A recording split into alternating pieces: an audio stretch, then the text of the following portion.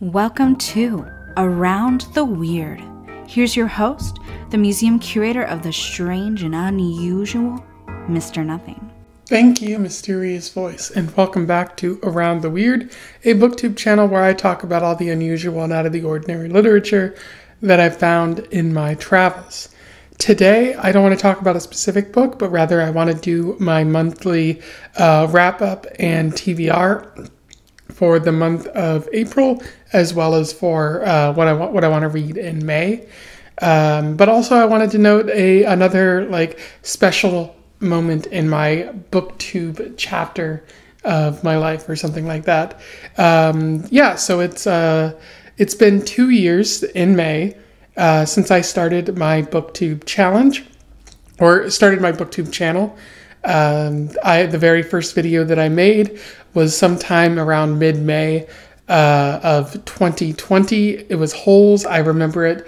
It's a very rough video to go back on because I was still, in the process of figuring out how to make my channel and what to talk about. And it's not like the video itself isn't very good because I was trying to figure out how to talk about books as well, in addition to how to make videos. But yeah, it's been 2 years. I've talked about a lot of books that I love, as well as some books that I don't feel so great about. Always shout out to Lucas over at the Bits of Lit for convincing me to get back into reading, as well as getting back into starting the booktube channel. I saw that he had one, and I always watched his videos, and I've always wanted to make YouTube videos, but I didn't have really a reason to. I didn't feel that I was that creative, and 2 years later I can see that I was wrong. But I was very surprised to find that I actually enjoyed talking about books on camera, and that I had a bit of a interest in making videos and editing them certain ways, especially in my challenge videos, which are always fun. It's been 2 years on BookTube. Some of the best books that I've encountered have been Stoner by John Williams, absolutely must read. A Light in the Dark, pretty much anything by Stephen Graham Jones, and Romeo and Juliet, which I've read before. You can't go wrong with Holes, the first video that I talked about. And of course, you have the works of John Steinbeck. So a lot good to talk about. And that pretty much continued in the month of April. And I hope it continues into the month of May here as I continue to read more. I read a lot of interesting things in April, although some things were a bit wonky, especially in terms of short stories. But I do have a lot of good things planned for May, so be on the lookout for that. But without further ado, let us talk about April 1st, and then we'll move on to May, and we'll move on from there. In terms of the April wrap-up, what did I read during that month? For books, I read a few things, or quite a few things, more than in previous months.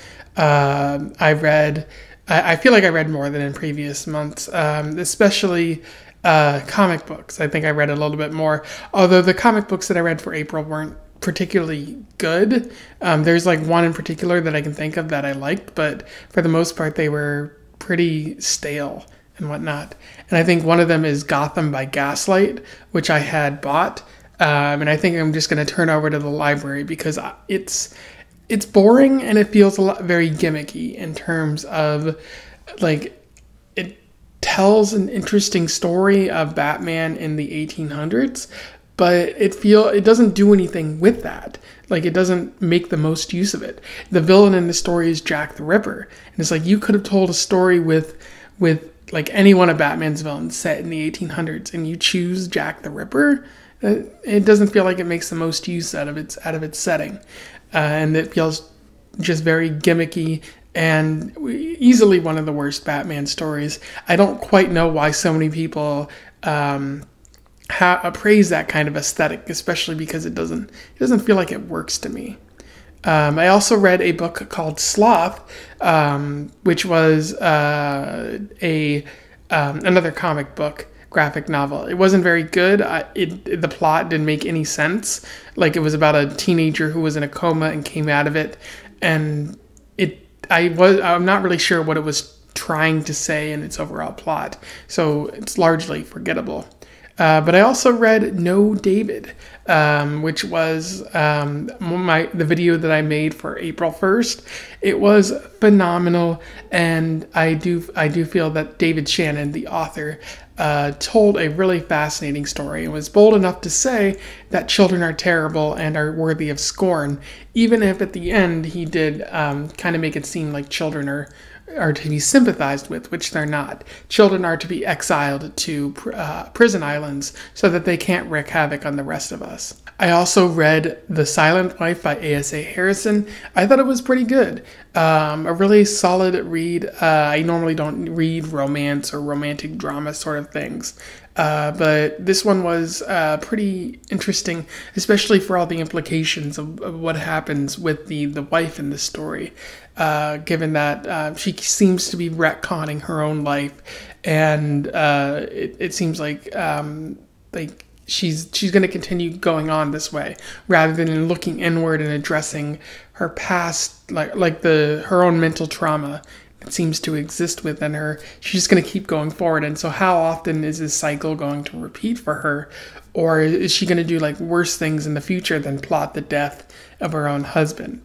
That remains to be seen, and I thought it was a really solid read, so probably one of the more memorable reads so far this year. I also read Julius Caesar by William Shakespeare.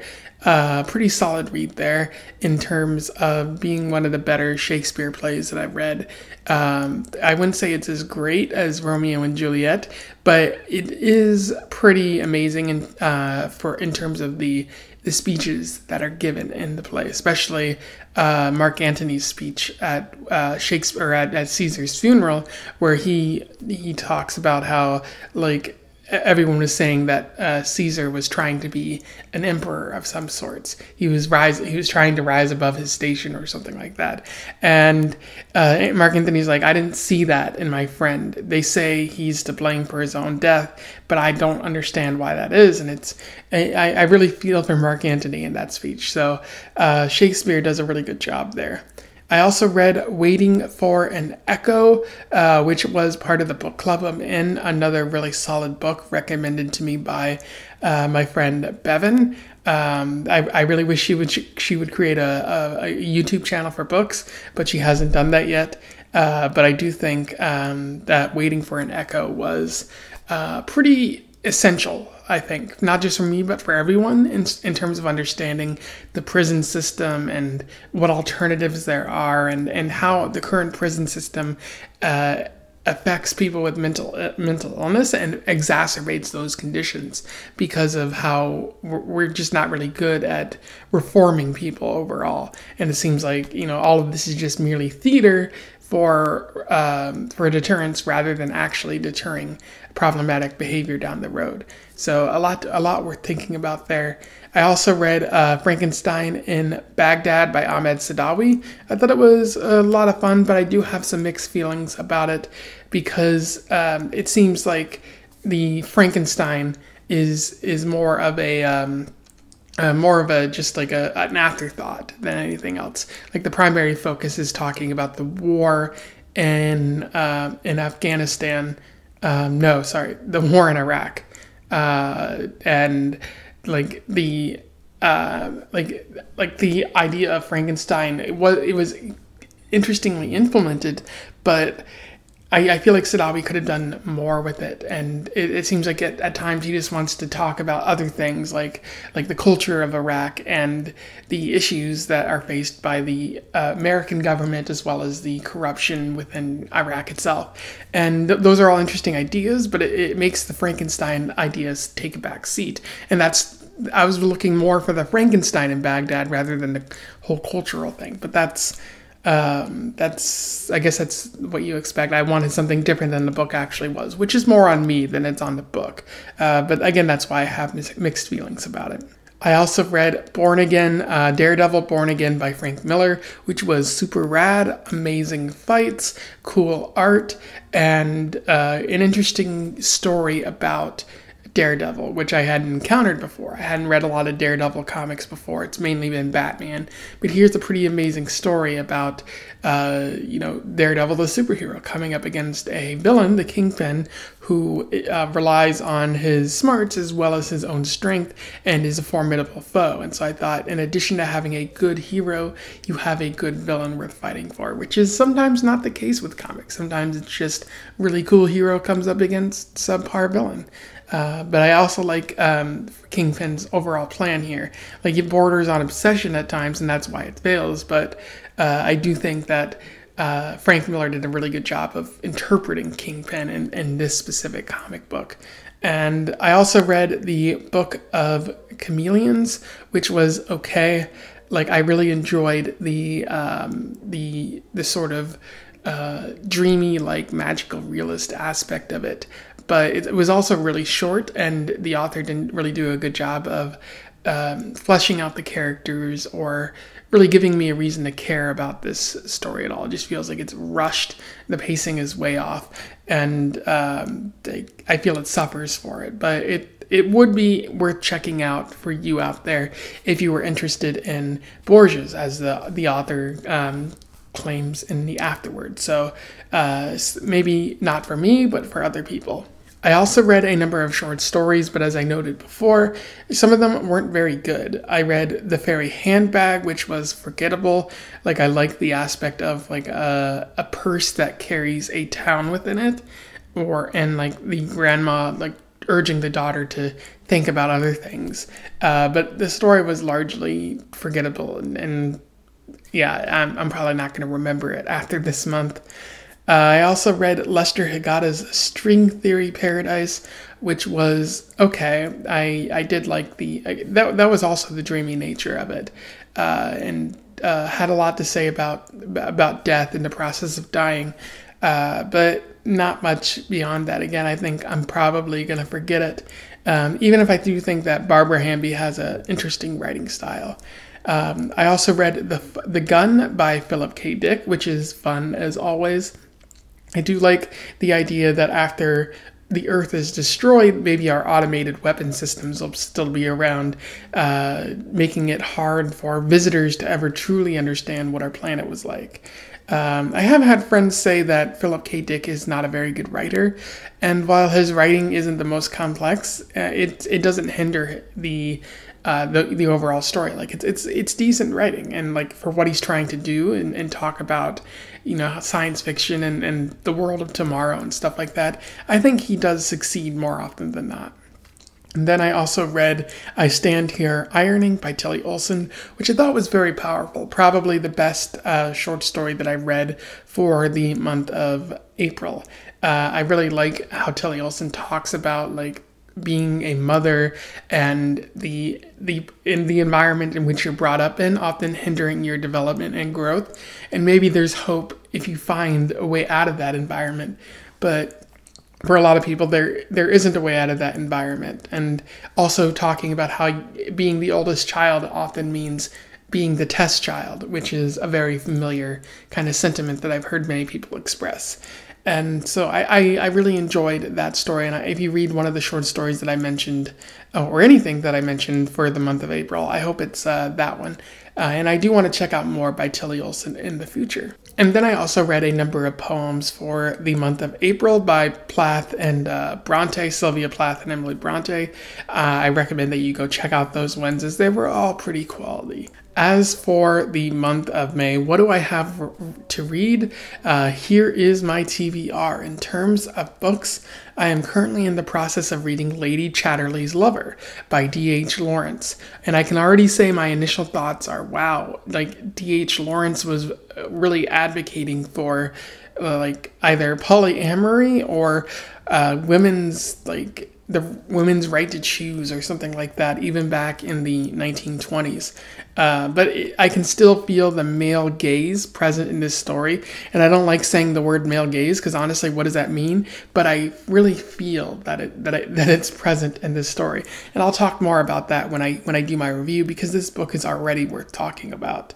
I also want to read the Scott Pilgrim series, the graphic novel series. So I have bought the first volume in the series, so look out for that. And I also want to talk about You Can't Touch My Hair, which is a book that was recommended to me by Bevan. Not part of book club, but it is a book that she put on our Google Drive list of things that I recommend to her and she recommends to me.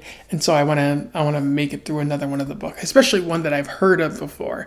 And I kind of have an idea of what it's about, but I'm willing to be blown away by the quality of it. I also want to read Royal Wedding by Meg Cabot, which is in the Princess Diaries series. You remember, or you might have remembered if you watched the videos, but I talked about the Princess Diaries series. And after the last book, I said that I was done with the series because we were over it now. But I realized that I'm not completely done with the series because there is one more that came long after she had ended the series. And that's Royal Wedding, possibly because she wanted to capitalize on the royal wedding phenomenon that was going on at the time. And that does sound like Meg Cabot chasing headlines rather than finding an appropriate reason for a sequel. You'll still find me slandering Meg Cabot here all day, every day. But I do want to check it out, and I know I'm probably not going to like it, but for the sake of completion, let's finish talking about Mia Thermopolis and her princess ship as we finish the series. I also want to talk about Algorithms of Oppression, which is the book club read for the month of May. It's about racism in Silicon Valley, especially in tech, which is something I've already known a little bit about. But again, I'm not I guess I don't have the language to express what I don't quite like about it. And so I think this book will greatly help me here. And I also want to check out Coraline by Neil Gaiman. I feel like I didn't have enough Neil Gaiman in the month of April, which I read none of Neil Gaiman.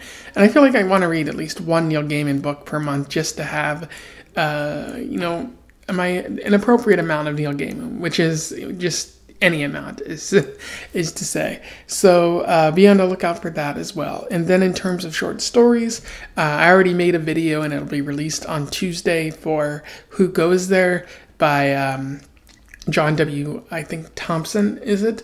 I might be saying the name wrong, but it's the basis for the movie The Thing, John Carpenter's The Thing. And I have a lot to say about it. It's an interesting story, even if the pacing is kind of off at times. I also want to finally get to a Robert Heinlein short story. I've been saying that for quite some time, and I'm going to do it in the month of May. And as well as other short stories and stuff I picked up from the library, so be on the lookout for that. And then I also want to read some poems. I don't know which ones yet, but I'll be sure to let you know on Poetry Thursday. And so, yeah, that's what I have planned for the month of May. If you have any suggestions, any books that you want me to get to, drop them in the comments below. I would love to hear from you. And I'll always add some books to my growing TBR because there's just so many books I want to get to, but I'm never opposed to adding more because that just gives me more stuff to look forward to. If you have anything to say about my wrap-up or TBR, put it in the comments below. Again, I would love to hear from you about anything. Otherwise, don't forget to like, share, and subscribe so that more people can find out about my groovy channel. And until then, I wish you the best of luck in your May travels. Farewell.